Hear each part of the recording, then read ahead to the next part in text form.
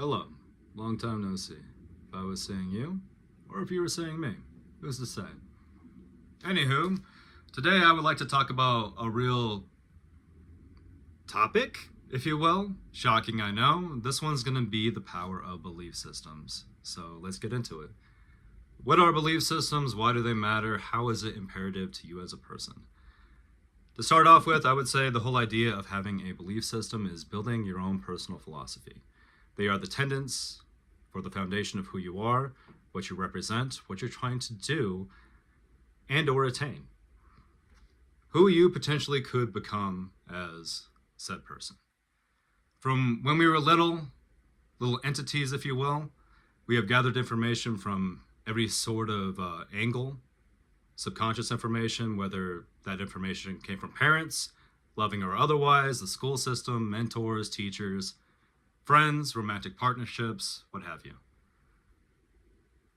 Basically, people have had different narratives of who we are, and so the information we received, we start to adapt to, we start to absorb, and we construct this idea of who we are.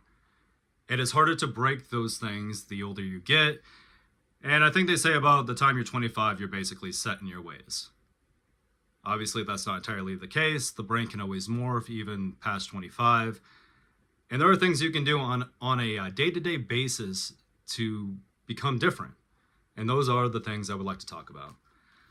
The very first book I would like to recommend, super easy read. This one's called Change Your Paradigm, Change Your Life. It's by Bob Proctor.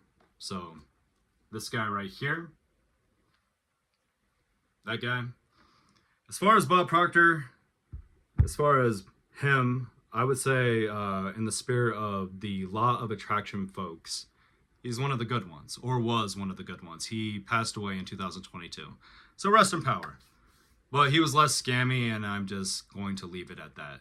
But within this book, it talks about what's known as the cybernetic system, which is basically everything I said about having a framework of what you believe in and different auto-suggestive things to help you navigate every single day of your life. And so I would just give this book a read. It's more concept than actual methodology, but kind of breaking into methodology, I would actually recommend you take the time to make a list of maybe 5 to 7 things of things you would like to represent in life or things you would like to be. So it could be as easy as I am confident, I am worthy, I am loved, all sorts of things. You can't go through life, floating through life, having imposter syndrome. It's like having a job position where in the back of your mind, you're always knowing like, hey, I am not good enough to be here. I hope they don't figure that out. It could be a relationship where you're like, that person is way out of my league. Eventually, they're going to figure it out. You have to have a core concept of who you are, a self-concept. I would say in conjunction with that, it's all about finding your purpose in life, living with intention. Once again, just knowing who you are, what you represent. The more you know, you can live with authenticity, and you make decisions that align to your personal belief system. Decisions that are well-rounded and support your well-being as a person. Outside of those things, well, kind of going back to the whole idea of having imposter syndrome, you can't fake it till you make it. Just every day of your life. I know some people have that philosophy. I think it does work to a point. But once again, they are going to figure out like, hey, this person is confident, but also, you know, they don't know what they're talking about. And I know it kind of sounds backwards based off of everything I just said. But when you start to actually have like real beliefs of who you are, those can develop your skill set. Those can develop into other things if you stay with it, you keep showing up. And you're like, I can do this. Even if initially you can't do it, you're eventually going to figure it out. You put the hours in, you're going to make it happen. But you have to show up and you have to have that well-rounded self-concept. It's not going to come overnight. It's something you do need to develop. It's going to take time.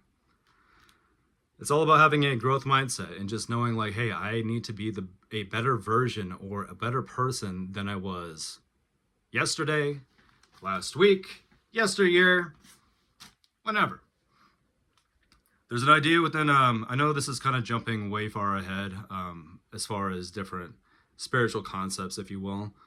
But if you ever heard of Hermeticism, they were it is the forerunner to chemistry. So it's what people thought of way back in the day, medieval times. And they had 7 different laws of the universe. I believe it was 7. One was actually the law of correspondence. What the law of correspondence is, it's the idea that essentially everybody, or everything rather, is you pushed out. So any belief that you have about yourself as a person, you actually see a reflection of that thing. So think vibes, frequencies, whatever, but the things that you hold within your internal state, those are the things you experience in real life. I know, kind of deep, kind of woo-woo, but it's just something to consider.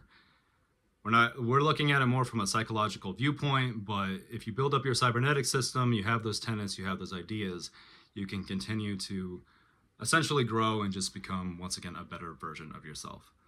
So that's pretty much all I have for you today. You can also adjust accordingly, like with these beliefs. You can have different embedded beliefs to a point and then be like, hey, I need to adjust. I can be better in these different areas. I actually believe this now. That's perfectly fine. We are human. Kind of like what I said in the last video, my viewpoints are subject to change. I am allowed to change and grow as I change and grow. So that's basically all I have. Hope everyone is doing well. Take the time, make that list, meditate on it every single day, and just see what happens. See what happens if you have an idea in the back of your brain of, I am confident, even in a situation of where you're not exactly confident. Have like a mantra, if you will, and just see the framework. What actually happens? What is the outcome? Experiment. It can be actually pretty fun. So